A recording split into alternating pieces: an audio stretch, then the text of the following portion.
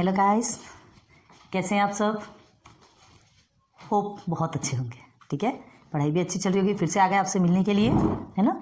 आपके सामने क्या लेकर, फिर से पोयम ही लेकर आए। ठीक है, standard 12 English poem 2.3 the Inchcape rock poet Robert Southey. ठीक है, आपके टेक्स्ट बुक में है 2.3 पोएम सेक्शन में जाइए, आपको समझ में आएगा। ठीक है, ट्रू पोएम्स हमने आपके कंप्लीट करा दिए, है ना। Song of the open road and Indian viewers, आप प्लेलिस्ट में जाके देखिएगा। अभी हम प्लेलिस्ट क्रिएट नहीं किए, ठीक है। अभी आप ऐसे ही देख सकते हैं, आप हेलो स्टडीज निकालिए, आपको मिल जाएगा। आज हम प्लेलिस्ट क्रिएट करते हैं, फिर उसके बाद फिर वो भी आपको मिल जाएगा इसी में। ठीक है, तो विदाउट लेट स्टार्ट करते हैं inch cap rock by Robert Southey. ठीक है, वेलकम करती हूँ मेरे चैनल हेलो स्टडीज़ में। वेलकम करना बहुत ज़रूरी है ना। हम रिस्पेक्ट देना हर किसी का कर्तव्य होना चाहिए। हम भी करेंगे, बड़े और छोटे से कोई फर्क नहीं पड़ता। ठीक है, चलिए। So today we have learn about the poem of 12th standard. कौन सा पोएम है? The Inchcape Rock. आज पढ़ेंगे हम ये पोएम। देखिए, ये पोएम है Inchcape Rock. Please textbook open कीजिए। हमने क्या कहा था, हमने पहले भी आपसे कहा था कि हम लाइन बाय लाइन आपको समझाने की कोशिश करेंगे, एक वर्ड की मीनिंग समझाने की कोशिश करेंगे। सो प्लीज़ एक एक वर्ड पे ध्यान दीजिए, मीनिंग्स लिखते जाइए। देन अभी आप समझिए, रिवाइंड करके फिर से उसे रिलाइट कीजिए। ओके, चलिए। The Inchcape Rock is written by the Robert Southey. ठीक है, अब first, what is Inchcape? ये क्या होता है? ये जो आपने इंच कैप देखिए ना, इंच कैप रॉक, ये क्या होता है? समंदर के बीच में एक बहुत बड़ी सी चट्टान होती है। अभी जब हम आपको बताएंगे तो आपको जल्दी एक मूवी के बारे में समझ में आएगा। ठीक है, समंदर के बीच बहुत बड़ी सी चट्टान होती है ये इंच कैप। ठीक है, जो कहाँ है? ये स्कॉटलैंड में है ये इंच कैप रॉक। ठीक है, अब देखिए, गूगल कीजिए, आपको सब समझ में आ जाएगा। ठीक है, इजीली मिलेगा। ऑलराइट, चलिए। कोई भी नाव टकराती है तो वो डूब जाती है। ठीक है, उसमें छेद हो जाती है, वो डूब जाती है। उसमें बैठे सभी लोगों की लाइफ की जर्नी वहीं के वहीं एंड हो जाती है। समझ में आया कौन सी मूवी? टाइटैनिक। ठीक है, वो तो आइसबर्ग से टकराया था, आपको याद होगा। टाइटैनिक मूवी देखे होंगे, और जिन्होंने नहीं देखा है तो वो देख लीजिए, समझ में आएगा कितना भयानक जो जिस एक्सीडेंट कहा जाता है। ठीक है, तो चलिए आगे देखते हैं। 14th सेंचुरी में कौन है? देखिए, एबॉट ऑफ एबरब्रोथुक। कौन है ये? एबॉट ऑफ एबरब्रोथुक, एक प्रिस्ट थे ये। एबॉट क्या होता है? एक जो मॉन्क्स रहते हैं ना, जो क्रिश्चियन में रहते हैं मॉन्क्स, उनमें एक हेड होता है, एक हेड पर्सन होता है। तो वो क्या उनको क्या कहते हैं? एबॉट। ठीक है, वो किसके? एबरब्रोथुक के। एबरब्रोथुक एक पृष्ठ थे। ठीक है, मतलब एबरब्रोथुक के जो पृष्ठ थे एबॉट, जिन्होंने इंच कैप के ऊपर एक वार्निंग बेल लगाया था। मतलब क्या होता है कि जैसे वो इंच कैप जो रॉक है ना, समुद्री जहाजें बहुत चलती हैं। दिन के समय चलो समझ में आता, रात के समय में नहीं दिखता, शाम के समय में नहीं दिखता, कभी हवा कोहरा धुंध कुछ आ जाता है तो सारी तरफ माहौल ख़राब हो जाता है, जिसके कारण वो चट्टान नहीं दिख पाती। क्लियर है? तो उससे क्या हो जाता है? ये जो केस हुआ था ये टाइटैनिक का नाइट टाइम में हुआ था। पता है आपको? दिखता नहीं, अचानक से वो टकरा जाती है और टकराने के बाद डूब जाती है। हर कोई वहीं के वहीं लाइफ खत्म कर देता है। ठीक है, आप देखिए, मतलब ये इंच कैप रॉक में एक बेल लगाया था। किन्होंने? एबरब्रोथुक ने। क्या लगवाया था? एबरब्रोथुक ने एक वार्निंग बेल लगवाया था। क्यों लगवाया था आपको पता है ना? जो सेलर जो है ना, उस वार्निंग बेल को बहुत दूर तक वो बेल भी सुनाई देती थी। कैसे हवाएं चलती थी, सब लहरें उठती थी, तो जो लहरें उठती वो बेल पे पड़ती थी और उसके कारण वो बजने लगता था। या तो फिर हवाएं चलती थी, उस हवाई के कारण वो वार्निंग बेल बजती थी। तो क्या है, दूर से लोगों को क्या होने लगता था? समझ आ जाता था कि यहाँ पे क्या है, एक बड़ी सी चट्टान है। और उसी समय वो अपना मार्ग बदल लेते थे। और इसके साथ साथ वो एबरब्रोथुक को बहुत सारी ब्लेसिंग्स देके जाते थे। एबरब्रोथुक तो वहाँ नहीं रहते, वो वहाँ नहीं रहते। उन्होंने इंच कैप बेल लगवा दी, इंच कैप रॉक पे वार्निंग बेल लगवा दिया। लेकिन अब देखिए, कोई अच्छा काम करता है तो जरूरी है कि वो वहाँ रहे, तभी लोग उसे दुआएं दें। कोई व्यक्ति अगर अच्छा काम करता है, ठीक है, आप नरेंद्र मोदी जी को देखिए, आज बहुत सारे अच्छे काम कर रहे हैं, तो उनके सामने ही तारीफ की जाती नहीं, उनके पीछे ही भी तारीफ की जाती है। तो वैसे ही एबरब्रोथुक की भी तारीफ की जाती थी, उन्हें ब्लेसिंग्स दी जाती थी, उनकी दुआएं दी जाती थी कि इन्होंने हमारी लाइफ बचा दी। हम हैं तो हमारे परिवार के लोग बच गए। भाई, पालन पोषण करने वाले तो वही लोग रहते हैं। उनका परिवार, वो गए तो उनका परिवार तो पूरा बिखर गया। तो कितनी जानों को वो बचाते थे। ठीक है, तो देखिए, अब एबरब्रोथुक ने बहुत सारी दुआएं देते थे। ये जो वार्निंग बेल उनका ही लगाया हुआ था, उनकी वजह से ही न जाने बताया ना कितने लोगों की जानें बच जाती थी। अब देखिए, बट लाइफ में कुछ ऐसे लोग भी होते हैं। कौन होते हैं? जो इन सारे कामों से जेलेसी जिसे कहते हैं। मतलब उसे लोगों की अच्छाई पसंद नहीं आती। लोगों का अच्छा करना, किसी के प्रति अगर कोई अच्छा करे तो वो देख नहीं सकते। ठीक है, ऐसा होता है। तो यहाँ पर भी एक ऐसा ही समुद्री लुटेरा था। ठीक है, कौन? राग तो रॉबर। अभी पढ़ेंगे उसके बारे में। ठीक है, अभी हम आपको शॉर्ट इंट्रो दे रहे हैं। देखिए, तो वो पृष्ठ से नफरत करता था। क्यों नफरत करता था? क्योंकि उसके सामने ही लोग क्या करते थे? उस पृष्ठ की तारीफ करते थे। ठीक है, उसे ब्लेसिंग्स दिया करते थे। तो वो ना थोड़ा गंदे किस्म का इंसान था वो। उसमें मक्कारी भरी हुई थी। वो सहन नहीं कर सकता था कि मेरे सामने कोई और की तारीफ़ की जाए। बहुत से लोग होते हैं, बहुत से लोग होते हैं जो सिर्फ मैं मेरा मेरा मेरा करते हैं। उस लोग चाहते हैं कि मेरी तारीफ़ करो, मैंने किया, मैंने, ऐसा होता है, बहुत से लोग होते हैं। ठीक है, तो वो क्या करता है, वो जो इनके फ्रॉक है ना, उसके ऊपर से वार्निंग बेल को हटा देता है, उसे काट के निकाल देता है। अब देखिए फिर पोयम में देखते हैं क्या है, सब यही बता देंगे तो फिर क्या मतलब। चलिए, so let's start. No stay in the air, no stay in the sea. The ship was still as she could be. Her sails from heaven received no motion. Her keel was steady in the ocean. First line देखिए, no stir in the air, no stir in the sea. क्या कह रहे poet क्या कह रहे हैं, हवाएं बहुत थमी सी है, नो स्टेयर, कोई हलचल नहीं है हवाओं में, नो स्टेयर इन द सी, हलचल हवाओं में भी नहीं है, और दूसरा सी भी एकदम शांत है, किसी भी तरह की हलचल या कोई भी हवाएं नहीं चल रही। अभी वहाँ का वेदर बता रहा है कैसा है, ध्यान दीजिए। ठीक है, the ship was still as she could be. Ship वही की उसी जगह में क्या है, बिल्कुल पानी का जहाज एक ही जगह खड़ा है, इधर से उधर भी नहीं डुल रहा है, हवाएं नहीं चल रही है ना, लहरें भी शांत है, समंदर भी एकदम शांत है। क्या कहाँ से हिलेगा, क्यों हिलेगा? ठीक है, तो देखिए, her sails from heaven received no motion.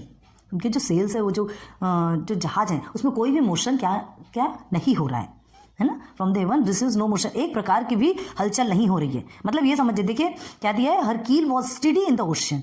वो जो कील, जहाज के नीचे जो कील होती है, जो जहाज को क्या करती है, अटका के रखती है, रोक करके रखने का काम करती है। इमेजेस में देखिएगा, अब हम तो आपको यहाँ नहीं दिखा सकते, बताने का काम करते हैं, देखने का काम आपका है। ठीक है, इतना ईजी मीनिंग बता रहे तो आपको, मुझे ऐसा लगता है कि आपको देखने की भी ज़रूरत नहीं पड़ेगी, आप मीनिंग से समझ जाएंगे। जहाज के नीचे एक कील होती है जो उसे जहाज में बैलेंस बनाने का काम करती है, उसे अटका के रखने का काम करती है। क्लियर है? क्लियर है। चलिए, मतलब क्या है, जिससे जहाज कई समय तक क्या रह सकता है, खड़ा रह सकता है। समझ आ गया? फिर से देखिए, no stir in the air, no stir in the sea, the ship was still as she could be. हवाओं में बिल्कुल हलचल नहीं है, सीज में बिल्कुल हलचल नहीं है, शिप जैसा है वैसा खड़ा है. Her sails from heaven received no motion. ठीक है, उसके जो सेल्स है, जो उसमें बिल्कुल भी मोशन नहीं हो रहा, बिल्कुल भी हिल डुल नहीं रहा है. हर कील was study in the ocean. जो ओशन में, जो समंदर में वो जो कील है, उसका जो कील है, उतने बड़े ओशन में उसे संभाल के रखा है, रोक के रखा है. क्लियर है? सेकंड में आइए. Without either sign or sound of their shock, the waves flowed over the inch-capped rock. So little they rose, so little they fell. ठीक है, they did not move the inch-capped bell. अब देखिए क्या कहा गया है, मतलब बिना किसी साउंड के, विदाउट आइदर साइन और साउंड ऑफ देयर रॉक. मतलब क्या है, बिना किसी आवाज के, विदाउट आइदर मतलब दो चीज बता रहा है. एक तो साइन मतलब पता नहीं चलने दे रहा है ना, और साउंड आवाज भी नहीं हो रही है. तो क्या कहा गया है, the waves float over the Inchcape rock. Waves inch-cap rock के ऊपर से जा रही है और फिर धीरे से नीचे आ भी रही है. देखो कैसे आ रही है, सो लिटिल द रोज, धीरे से जाती है वेव्स, किसके ऊपर, इंच-कैप रॉक के ऊपर जाती है, और धीरे से फिर उतर के भी आ जाती है. इतना सा भी साइन, इतना सा भी पता नहीं चलता, इतनी सी भी आवाज नहीं होती, बहुत शांत वाला माहौल है वहाँ पे. क्लियर हो गया? वेव्स बह रही है, बहुत धीमी बह रही है, कोई भी हलचल नहीं. बहुत धीमी हवा बहेगी तो किसको क्या होने वाला है, हाँ, एक मक्खी भी नहीं उड़ेगी. ठीक है, तो वो तो फिर इतना बड़ा जहाज है. चलिए, अब देखिए, so little they rose, so little they fall. बहुत धीमे से वो वेव्स इंच-कैप रॉक के ऊपर चलती है और धीरे से नीचे हो जाती. They did not move the Inchcape bell. वो इंच-कैप बेल, जो बेल है ना, जो वार्निंग बेल इंच-कैप पे लगा है, उस बेल को इतना सा भी नहीं हिला पा रही है, पहुंच ही नहीं पा रही उसके तरफ, है ना. जब लहरें उठती है, या तो तेज हवाएं चलनी चाहिए तो इंच-कैप बेल हिलेगा, और या तो फिर जो लहरें तेज उठती है, इंच-कैप बेल पर जाकर टकराती है, तब इंच-कैप बेल हिलता है. इंच-कैप मतलब वार्निंग बेल से इंच-कैप बेल ही कहा जाता है. वार्निंग बेल जो है वो हिलता है और फिर टन टन टन आवाज़ करने लगता है, बहुत तेज़ आवाज़ करता है, जिससे बहुत दूर से ही लोगों को समझ में आने लगता है कि क्या, कि वहाँ पर एक बहुत भयानक सा चट्टान है, इंच-कैप रॉक है, स्कॉटलैंड में है, याद रखिए. ठीक है, बट यहाँ तो लहरें बेल तक पहुँच ही नहीं पा रही है. ठीक है, they did not move the Inchcape bell. पहुँच ही नहीं पा रही, समंदर शांत है, लहरें धीमी, तो बेल कैसे बजेंगी. क्लियर हो गया? थर्ड में चलिए. The abbot of Aberbrothok. अब इनके बारे में आ रहा है. The abbot of Aberbrothok had placed that bell on the Inchcape rock. ठीक है, on a buoy in the storm it floated and swung and over the waves its warning rung. अब देखिए, ये वर्ड मतलब बताए थे हमने आपको, जो हेड होते हैं ना, जो मतलब ये एक पोजीशन होता है, एक पद होता है. ठीक है, एंड एबरब्रुथोक के जो हेड थे ना, हमेशा लोगों की भलाई करने की, हमेशा अच्छाई करने की सोचते थे. अच्छाई करने की सोचना चाहिए, बुराई क्या है इसमें, किसी का भला करे तो इस चीज़ में बुराई क्या है. भगवान ने हमें लाइफ में भेजा है, भगवान ने हमें अच्छे काम करने के लिए भेजा है. अच्छे काम करो, क्यों किसी का बुरा चाहना. ठीक है, बुरा करोगे तो भगवान तो है ही है तुम्हारे लिए फिर देखने के लिए. ठीक है, तो देखिए, हमेशा अच्छा मतलब लोगों को अच्छा सोचते थे. He placed that bell on the Inchcape rock. उन्होंने ही वो बेल को लगवाया था, वार्निंग बेल जो है इंच-कैप रॉक के ऊपर उन्होंने ही लगवाया था.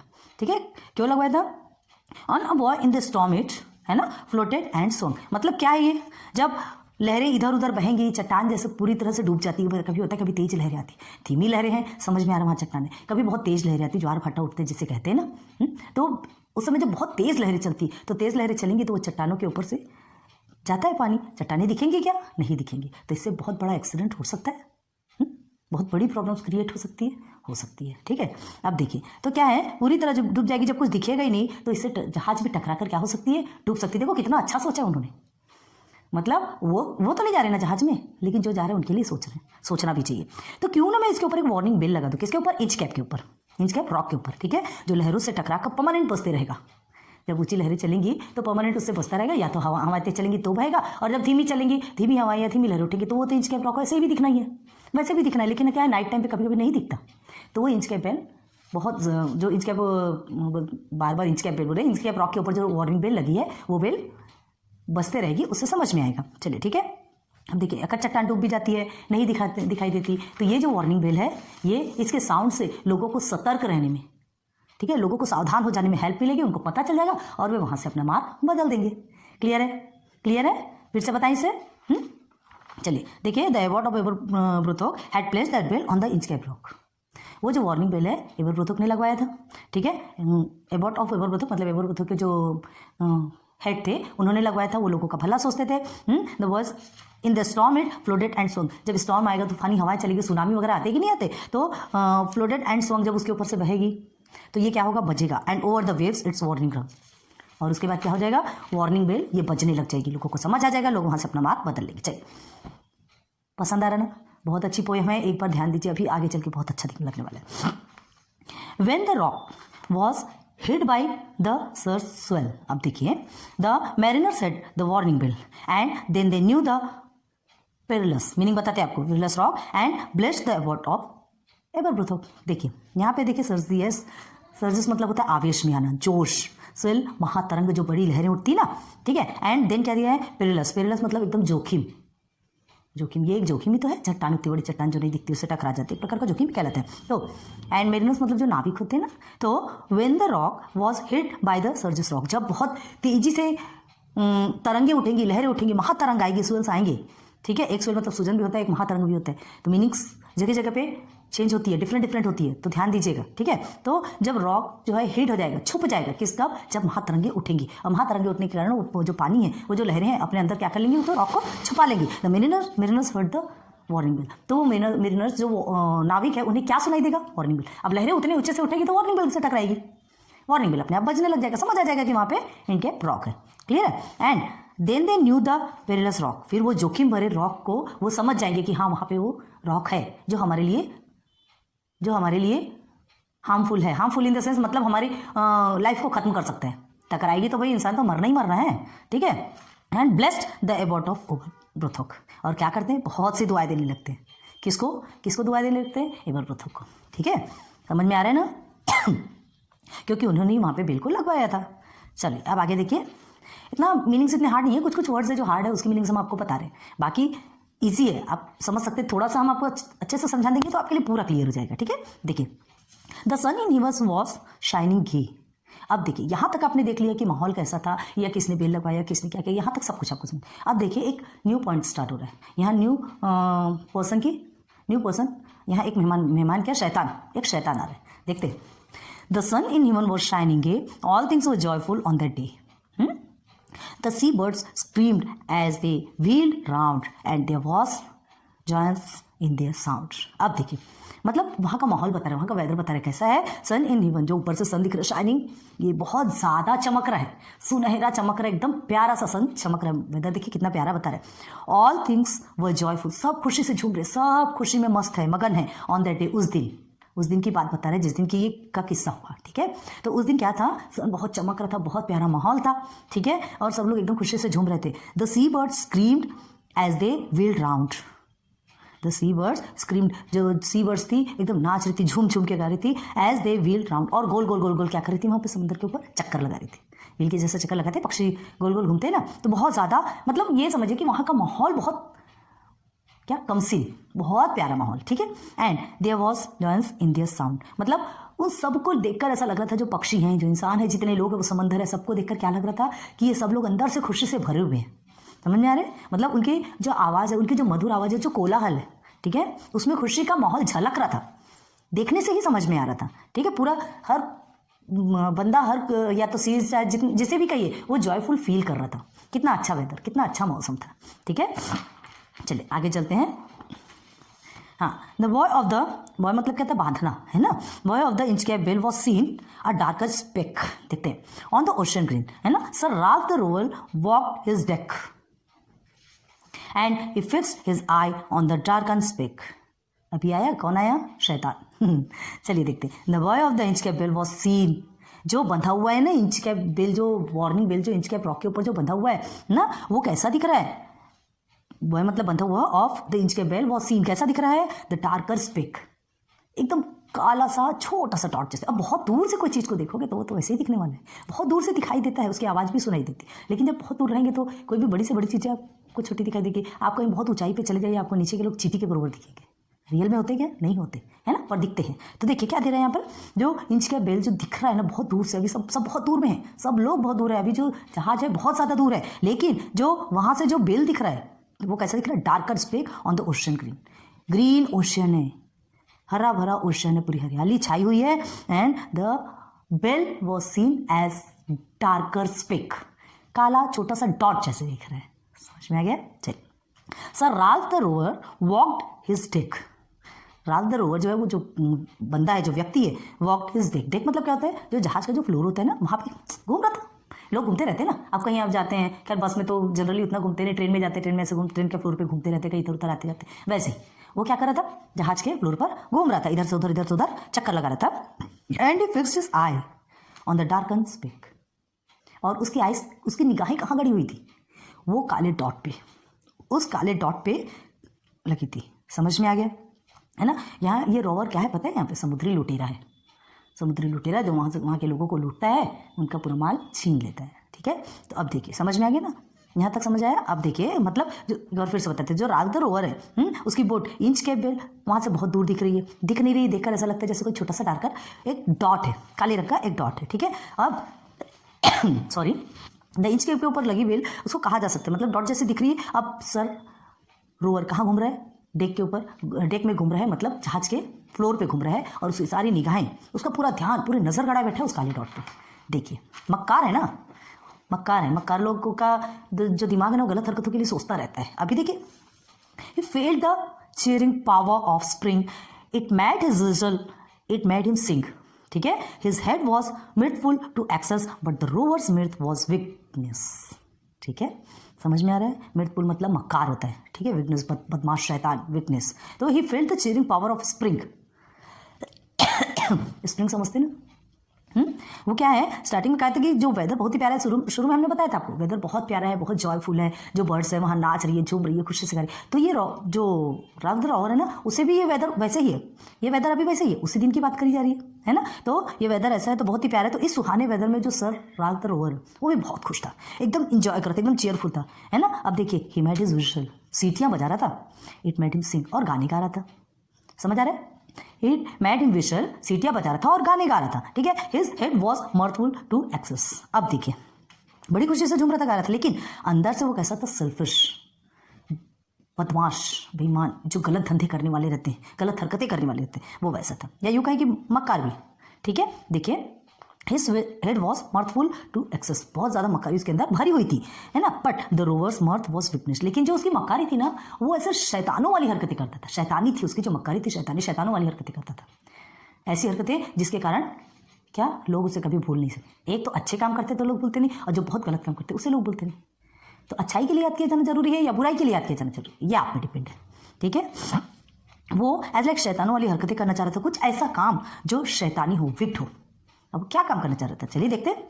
His eyes was on the inch cap float, देखिए कहाँ उसकी निगाहें गड़ी थी।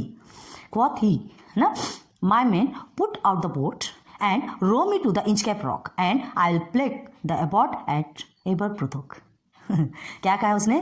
उसकी आइज, हमने बताया था, उसकी नजर सीधे कहाँ गड़ी हुई थी? वो डार्कर डॉट, वो इंच कैप बेल बहुत दूर से था, उसको उस समय तो दिखाई नहीं दिया, उस समय उसे दिखाई नहीं दिया, काला सा डॉट था, देख रहा था वो क्या है क्या है क्या है, बस देखते जा रहा था। क्वाथ ही, वो क्या कहा उसने, किसे कहा? उसे पता चला बाद में कि इंचकैप बेल है, ठीक है। वो बह रहा है, बह रहा मतलब जो लहरें हवाएं बहती है उससे वो ऐसे बह रहा है, बज रहा है, हवाएं बह रही है उससे बज रहा है। कहती मुझे ले चलो, उसने बोला क्या, माई men put out the boat, मतलब अपने आदमियों से बोलता है कि ये जो बड़ी सी जहाज है इससे एक छोटी सी नाव निकालो। बड़ी बड़ी जहाज़ों में छोटी छोटी नाव होती है, क्यों होती है? टाइटेनिक में आपने देखा होगा, जब कहीं ऐसी कंडीशंस आती है, ऐसी क्रिटिकल कंडीशन आती है जैसे टाइटेनिक में आई थी, तो उसमें क्या हुआ था, तुरंत छोटी छोटी नावों को निकाला जाता है और उस नाव में बाकी लोगों को बचा के उन्हें भेजा जाता है, शोर तरफ, किनारों की तरफ भेजा जाता है। देखा था आपने, है ना। तो उसमें उसमें भी एक छोटी सी बोट थी, उसने कहा इसमें से छोटी सी बोट निकालो और देखिए क्या करना, and row me to the Inchcape Rock, और मुझे कहाँ तक लेके चलो, इंचकैप रॉक तक लेके चलो। किसने कहा, किसने कहा? राल्फ द रोवर ने, ठीक है। किससे कहा? अपने आदमियों से कहा। देखिए, and I will plague the abbot of Aberbrothok, अब मैं एबॉट ऑफ एबरबुथुक को बताऊंगा। उससे जेलसी हो गई, उसे जेलसी हो गई। क्यों जेलसी होती थी? क्योंकि लोग इसकी तारीफ नहीं करते थे, लोग किसकी तारीफ करते थे? एबरबुथुक की तारीफ करते थे। तो भाई जो अच्छा काम करेगा तो तारीफ उसकी ही होगी, ठीक है। अच्छा काम, तुम एक अच्छा काम करो, गॉड तुम्हारे लिए 10 हाथ खड़े कर देगा। तुम लोगों की भलाई के लिए 2 हाथ आगे बढ़ाओगे, 10 हाथ तुम्हारे लिए अपने आप आगे बढ़ जाएंगे। ये काम कौन करता है? गॉड करता है। समझ में आ रहा है? चलिए, सॉरी निकल गया, चलिए। हाँ देन अब देखिए क्या है यहाँ पर, कहाँ पर आए थे हम? And I will plague the abbot of Aberbrothok, मतलब अब मैं एबरबुथुक को क्या करूँगा? मजा चखाऊंगा। चलिए देखते हैं। राल्फ द रोवर नफरत करता था, बताया ना हमने, सारे नाविक जितने भी नाविक रहते थे जब उस इंचकैप के ऊपर जो बेल देखते थे उससे उनको समझ आ जाता था और वे सारे अपनी नाव टर्न कर लेते थे या अपना मार्ग बदल लेते थे, टर्न होकर चले जाते थे आगे की तरफ। तो उनको बहुत दुआएं देते थे। तो वो क्या सोचा, अब एबरबुथुक को दुआएं देना बंद हो जाएगा, मैं क्या कर दूंगा, मैं इस इंचकैप के ऊपर जो बेल लगा है, जो वार्निंग बेल लगा है, उसे कट कर दूंगा, उसे गिरा दूंगा। देखिए कैसा बदला, कितना मक्कार है। अब देखिए, the boat is lowered, the boatmen row, and to the Inchcape Rock they go. Sir Ralph bent over from the boat, है ना, and he cut the bell from the Inchcape float. समझ में आ गया क्या है? देखिए सिंपल है इसकी मीनिंग। देखिए, बोट इज लोवर्ड, उसने क्या किया? बोट उतारा, आदमी ने बोट उतारा। द बोटमैन रो, बोटमैन क्या किया? जहाज को निकाला और चलाने लगा, ठीक है। And to the Inchcape rock देखो, चलेगा वो लोग कहाँ पे? इंचकैप रॉक की तरफ। छोटी नावें जा सकती है, बड़े वाले जो जहाज है ना, उसे अगर उनको समझ में नहीं आता, बड़े एकदम से टकराते हैं, तो टकराने के बाद उसमें वो तो फिर प्रॉब्लम होनी है, वो डूबी जाती है ना। छोटी नाव को धीरे से साइड से निकाला जाता है, वो छोटी सी नाव से वो दोनों का है, कौन कौन? रॉबर्ट द रोवर और दूसरा कौन? Sorry, Ralph the rover and दूसरा उसका एक व्यक्ति, एक पर्सन। चलिए, Sir Ralph bent over from the boat, boat से थोड़ा सा झुका, and he cut the bell from the Inchcape float. अब ये जो इंचकैप के ऊपर जो फ्लोट हो रहा था बेल, उसे क्या कर दिया? कट कर दिया। बस इसकी मीनिंग कितनी है, इजी है, समझ में आ गया। आगे देखिए, down sunk the bell with a gargling sound, the bubbles rose and burst around, quoth Sir Ralph the next who comes the rock, ठीक है, won't bless the abbot of एबरबुथुक।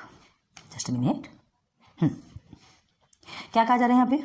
Down sunk the bell with a gargling sound. आप कोई भी चीज़ को फेंकिए, पानी में फेंकिए, आप भी फेंकते होंगे कभी तालाब में, स्विमिंग पूल में, कहीं भी जाते हैं, ऐसा पत्थर फेंकते हैं, है ना। कभी इंजॉय से ऐसी मजे से बैठे हैं, सी शोर के साइड में बैठे हैं, ऐसे पत्थर फेंक रहे हैं, तो उसमें आवाज़ कैसे होती है? गार्गलिंग, गड़गड़ गड़गड़ की आवाज़ होती है, ठीक है। और फिर उसमें से क्या निकलता है? जहाँ पर फेंका है वहीं पर तुरंत क्या निकलते हैं? बहुत सारे बुलबुले निकलते हैं, बबल्स निकलने लगते हैं, और फिर वो चीज़ नीचे चली जाती है, बबल्स अपने आप फूट जाते हैं, नॉर्मल हो जाता है, ठीक है। अब चलिए देखते हैं। Down sunk the bell with a gargling sound, वो जो बेल है जो गिरा, इतना बड़ा जो बेल समंदर पे भी गिरा, वो किस साउंड के साथ गिरा? गार्गलिंग, गड़गड़ गड़गड़ की आवाज़ के साथ। जैसे गिरा, बहुत तेज गड़गड़ की आवाज़ हुई। The bubbles rose and burst around, जो बबल्स उठे और फिर क्या हो गए? बर्स्ट हो गए, फूट गए, चारों तरफ फैल गए। होता है ना ऐसा, ठीक है, करके देखिए। क्वाथ सर राल्फ ने कहा, क्या कहा? देखिए, the next who comes to the rock, अब इसके बाद जो कोई भी आएगा, जो कोई भी इस इंचकैप रॉक के पास आएगा, won't bless the abbot of Aberbrothok, अब वो कभी दुआएं नहीं देगा एबरबुथुक को, कभी दुआएं नहीं देगा। बहुत हो गया दुआएं देना, अब कोई उसको दुआएं नहीं देगा। यहाँ जो कोई भी आएगा, अब दुआएं देने का तो सवाल ही पैदा नहीं होता, क्योंकि इंचकैप बेल हट चुका है। क्लियर है? अब चलिए, मतलब कोई बताया ना हमने, पानी में चली जाती, बुड़बुड़ होता है और फिर बबल्स उठते हैं और फिर ऐसे फूट के फैल जाते हैं, बस वैसी वाली कंडीशन वहाँ पर हुई, है ना। वो गिर गया, अंदर चला गया। अब एबरबुथुक का वो बेल कहाँ चला गया? ओशन फ्लोर पर चला गया। अब देखिए, sir Ralph the rover sailed away. He scoured the seas for many a day and now grown rich with plundered store. देखिए अभी he steers his course for Scotland shore. Sir Ralph the rover sails away, मतलब अब वो बहुत दूर चला गया cell, जहाज़ को लेकर क्या किया, जहाज़ को सेल करते करते कहाँ चला गया, बहुत दूर चला गया। इंच कैप के ऊपर जो बेल था, वार्निंग बेल था, उसे काट दिया, अब चला गया वो अपने में। लेकिन अब देखिए बहुत दिनों तक he scoured the seas for many a day, बहुत दिनों तक के वो समंदर में ट्रैवल करता रहा। और अब बताइए वो पेशे से क्या था, हमने स्टार्टिंग में आपको बताया था, एक समुद्री लुटेरा था। ठीक है, अब लुटेरे का काम क्या होता है, लोगों को लूटना है ना, चोरी करना, लोगों के साथ लड़ाई झगड़ा करना, उनका माल पूरा अपने में अपना हक जमा लेना। तो बस वो भी वही कर रहा था, पूरे जितनी उसकी जर्नी थी ना, जितने दूर तक के वो गया, बस यही काम करता रहा, सब लोगों को लूटता था। ठीक है, तो मतलब उसने अपने काम को अंजाम दिया, क्योंकि जैसा था वो वैसा काम को अंजाम। सॉरी फ्रेंड्स, कुछ प्रॉब्लम आ गई थी जिसके कारण हमने तो पूरा समझा दिया, लेकिन जो वीडियो बीच में थोड़ी रुक गई, हम वहाँ से स्टार्ट करते हैं।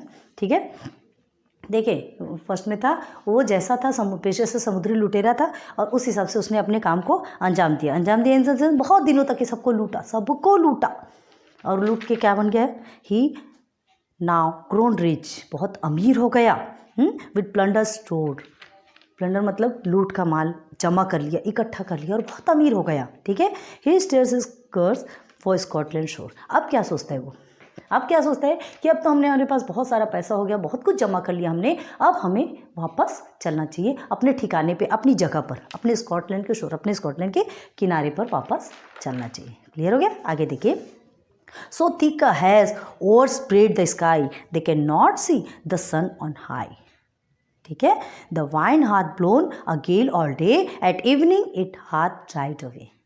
देखिए हैज़ में धुंध होता है, हैज़ मतलब, एंड ओवर स्प्रेड मतलब होता है ओवर स्प्रेड, बहुत ज़्यादा फैल जाना, हाथ जिद, हठी जिसे कहते हैं, प्लोन बहना, and Gayle mark.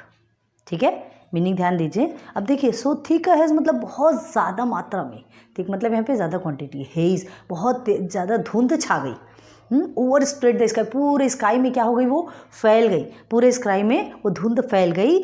They can not see the sun on high, जो सन था ना वो भी कोहरे के पीछे छिप गया, दिख ही नहीं रहा था, समझ ही नहीं आ रहा था कि सन भी निकला हुआ है, उसकी लाइट ही नहीं दिख रही। अब देखो द वाइंड हाथ blown a gale all day, पूरे दिन ये हवाएं तेज़ी से बहुत ज़िद्दी बन के चलती रही अपने मार्ग में, बहुत तेज़ी से इधर उधर ये तूफ़ानी हवाएं चलती रही। गेल मतलब मार्ग में। अब देखिए एट इवनिंग इट हाथ डाइड अवे, अब जैसे जैसे शाम हुई, पूरे दिन तो सूर्य था लेकिन सूर्य दिखा नहीं, कोहरा छा गया, धुंध छा गया, कुछ भी नहीं दिखा। अब उसके बाद क्या होता है यहाँ पे देखिए, होता है ना जैसे हवाएं चलती हैं, हमारी नज़रें बंद हो जाती है, हम आंखें बंद कर लेते हैं, कोई एक जगह में खड़े हो जाते हैं, तेज़ हवाएं चलती है तो होता है। ठीक है, तो कुछ समय तक धीरे से शाम हुई, एट इवनिंग इट हाथ डाइड अवे। डाइड अवे यहाँ पे देखिए एक वर्ड आया है जिसका मतलब होता है थम जाना या ख़त्म हो जाना। धीरे धीरे ये क्या हुई, ये धुंध खत्म हो गई, थम गई। अब आगे चलिए। On the deck the rover takes his stand, so dark it is they see no land, quoth Sir Ralph, it will be lighter soon, for there is the dawn of the rising moon. देखिए on the deck, deck हमने कहा था जो जहाज़ का जो floor होता है ना, तो जो रोवर है वहाँ पर क्या कर रहा है, खड़ा है, टैक्स स्टैंड खड़ा है वहाँ पे। सो डार्क, वहाँ बहुत अंधेरा छा गया, कुछ भी नहीं दिख रहा है। It is they see no land, मतलब जो लैंड है जहाँ उन्हें जाना है वो तो कहीं से नज़र ही नहीं आ रहा, कहीं से नज़र नहीं आ रहा। कॉथ कहा, क्या कहा, सर राल्फ ने क्या कहा, इट विल बी लाइटर सून, चिंता मत करो, अपने लोगों से कह रहे चिंता मत करो, अभी बहुत जल्दी रोशनी आएगी। For there is the dawn of the rising moon, मतलब चाँद निकलेगा, चाँद की जो रोशनी मिलेगी उसकी रोशनी से हम धीरे धीरे करके आगे बढ़ेंगे। क्लियर है, मीनिंग सिंपल है, थोड़ा सा ध्यान दीजिए। डर तो उसे भी है अंदर से, है ना, उसे भी है, पर वो ये जताने की कोशिश नहीं कर रहा, लोगों को ढांढस बता रहा है, लोगों को हिम्मत दिखा रहा है कि तुम्हें डरने की ज़रूरत नहीं है। वो सारी राह ढूंढ रहे हैं, तलाश कर रहे हैं, सब कुछ कर रहे हैं, वो उस धरती को ढूंढ रहे हैं, उस ज़मीन को ढूंढ रहे हैं जहाँ उन्हें जाना है, उस शोर को ढूंढ रहे हैं, लेकिन कुछ भी नहीं मिल रहा। ठीक है, अब देखिए आगे। Canst hear said one, the breakers roar, for methinks we should be near the shore. Now where we are I cannot tell, but I wish I could hear the Inchcape bell. मतलब const here मतलब सुनाई न देना, roar चिल्लाना या जोर से बोलना, methinks जैसे ऐसा मालूम होता है, बोलते हैं ना, शोर मतलब किनारा। चलिए, कांस्ट हियर, कुछ भी सुनाई नहीं दे रहा। सेट वन, एक व्यक्ति ने चिल्लाया, द ब्रेकर्स रोर, एक ब्रेकर्स है जो उनका एक आदमी है वो चिल्लाया, जोर से बोला, अरे सर यहाँ तो कुछ भी दिखाई नहीं दे रहा है। For methinks we should be near the shore. ऐसा मालूम होता है कि जैसे कोई हम शोर के पास वास तो नहीं है, शोर के पास, शोर तो कहीं से दिखाई नहीं दे रहा है ना। We should be near the shore, हम शोर के पास है ऐसा तो कुछ भी नहीं मालूम होता, ठीक है, ऐसा मैं सोचता हूँ। Now where we are I can not tell. अब हम कहाँ हैं हमें ही नहीं पता, बीच समंदर में हैं, पूरा माहौल शांत है, पूरी शांति छाई हुई है, किसी को कुछ समझ नहीं आ रहा कि वो कहाँ पर है, ठीक है। Now where we are I can not tell, अभी हम कहाँ हैं हमें नहीं पता, but I wish I could hear the Inchcape bell. लेकिन मैं ऐसा सोच रहा हूँ कि काश वो इंच के बेल होता, वो रैंक होता, वो बजता, तो हमें ये समझ में आता कि अभी हम कहाँ तक पहुँचे हैं या अभी हम कहाँ पर हैं। काश ऐसा होता, काश आकाश नीला होता। आकाश तो नीला ही होता है, बट ये जो काश है ना, अब कहाँ से पॉसिबल है, नहीं है। क्यों नहीं है? रोवर ने क्या कर दिया, उसे कट कर दिया और ओशन की धरती पर भेज दिया। जैसा बोया वैसा पाना है, ठीक है।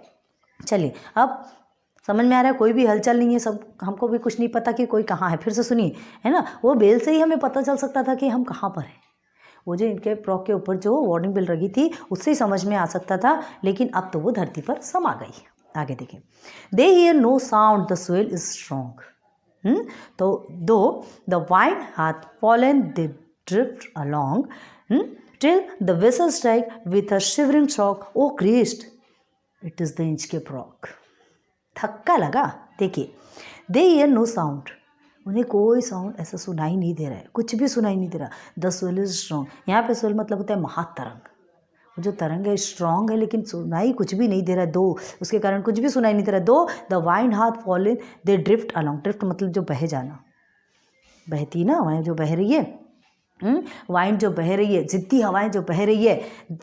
तो अभी क्या हो गई है, वो अभी तो थम गई है, अभी रुक गई है, लेकिन बहुत धीमी धीमी गति से बह रही है। हमारा जहाज भी आगे नहीं जा रहा है। अब देखो, दो the wind hath fallen they drift along, धीरे धीरे करके हमारी नाव, उनकी जो नाव है वो बह रही, आगे बढ़ रही है। Till the vessel strike with a shivering shock, एक बहुत बड़ा शॉक लगा, कपकपी छूट गई सबके अंदर। क्या? द वेसल स्ट्राइक, जो जहाज के नीचे एक वेसल होता है ना, जहाज के नीचे का एक हिस्सा होता है, एक वेसल होता है जो कहाँ से जा, क्या हो गया, स्ट्राइक, कहीं से जाके टकराया, कहीं से जाके टकराया। शाम का समय है, कुछ नहीं दिख रहा, बहुत अंधेरा है, घना अंधेरा है, कुछ भी नहीं मालूम, अभी चांदनी रात भी नहीं निकली है, ठीक है। सब कुछ शांत है, माहौल शांत है, हवाएं नहीं चल रही, हवा से भी समझ में आता है कि किस दिशा में जाना है, क्या करना है, कुछ भी नहीं चल रहा, कुछ भी नहीं। तो अब देखिए, स्ट्राइक हुआ, वेसल टकराया, हाँ, विद शिवरिंग शॉक। अब सब लोग एकदम कांप गए, जहाज कांप गया। अब फिर टकराएगी कोई भी चीज़ तो कंपन होता है ना। अब देखिए, O Christ it is the Inchcape Rock, सबके मुंह से जोर से एक आवाज़ निकली, ओ क्रिस्ट, ओ जीसस, ये तो इंच के प्रॉक है, ठीक है, जिससे हमारा अब इनसे जहाज टकरा चुका है, अब हमारी लाइफ की कोई उम्मीद नहीं बची। समझ में आ गया? आगे देखिए, Sir Ralph the Rover tore his hair. He cursed himself in his despair. The waves rush in on every side. The ship is sinking beneath the tide. देखिए, राल्फ रोवर अब अपनी हेयर नोचने लगा, अपने बाल नोचने लगा। क्यों? रीज़न आपको मालूम है। He cursed himself. कर्स मतलब दोष देना, in his despair, निराश, एकदम गुस्से में था, बहुत गुस्से में था, अपने आप को दोष दे रहा था, अरे ये मैंने क्या कर दिया, मैंने ऐसा क्यों किया। The waves rush on every side, सब तरफ से अब क्या हो रहा था, शिप में सब तरफ से क्या हो रहा था, पानी भर रहा था। The ship is sinking beneath the tide, अब सिंक हो रहा था, डूब रहा था। पानी भरेगा तो डूबना ही है ना। आपने छोटे छोटे बोट बनाए होंगे बचपन में, आप जब बारिश होती थी तो ऐसे जो पानी बहते रहता है उसमें वो बोट को डालते थे, ठीक है। अब उस बोट पे छेद करके देखिए, वो बहता गया नहीं, वो डूब जाएगा, ठीक है। तो देखिए, अब आगे देखिए, टाइटैनिक भी आपने देखी है, समझ में आएगा। तो क्या कर रहे हैं, सर राल्फ द रोवर अपने बालों को खींचना स्टार्ट करता है, बहुत गुस्सा आता है उसे, अपने ही ऊपर गुस्सा आता है, अपने ही ऊपर पे दोष निकालता है, फ्रस्ट्रेट हो जाता है, उसको समझ नहीं आता कि अब क्या करूं, मैंने क्या कर दिया। बेल तो मैंने ही काटी, जहाज टकराई, ठीक है, धीरे से जहाज में पानी भरना स्टार्ट हुआ और जहाज पानी में डूबना स्टार्ट हो गया। क्लियर है? क्लियर है। चलिए, but even in his dying fear one dreadful sound could the rover hear. अब देखिए, a sound if with the Inchcape bell the devil below was ringing his knell. देखिए, ड्रेडफुल मतलब बहुत भयानक, डेविल शैतान या दानव, ठीक है, एंड नेल समाधि वाली झनकार, किसी के मरने के पहले जब उसको बहुत तेज आवाज़ सुनाई देती है। देखते, but even in his dying fear, अभी वो मरने ही वाला था, उसको डर बैठा था कि अब मैं मरूंगा, मैं मरूंगा, मैं मरूंगा, पानी में डूब रहा है, मरेगा नहीं तो क्या बचेगा।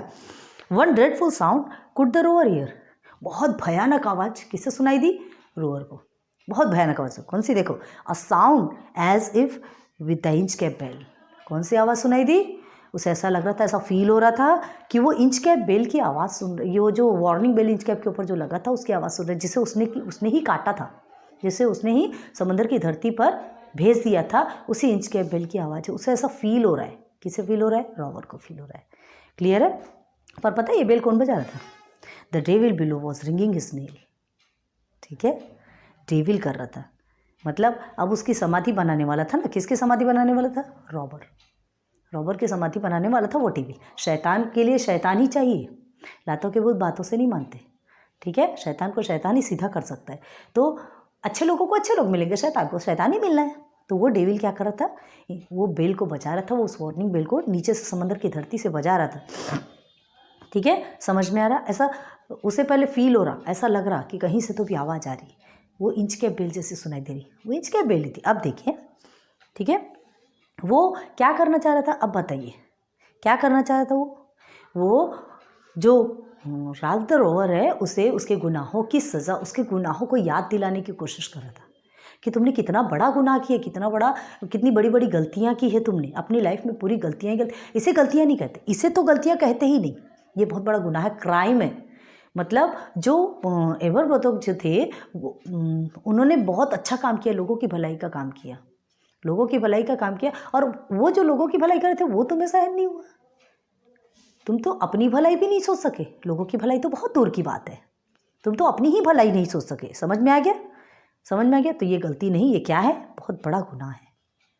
बहुत प्यारी सी पोयम है ये।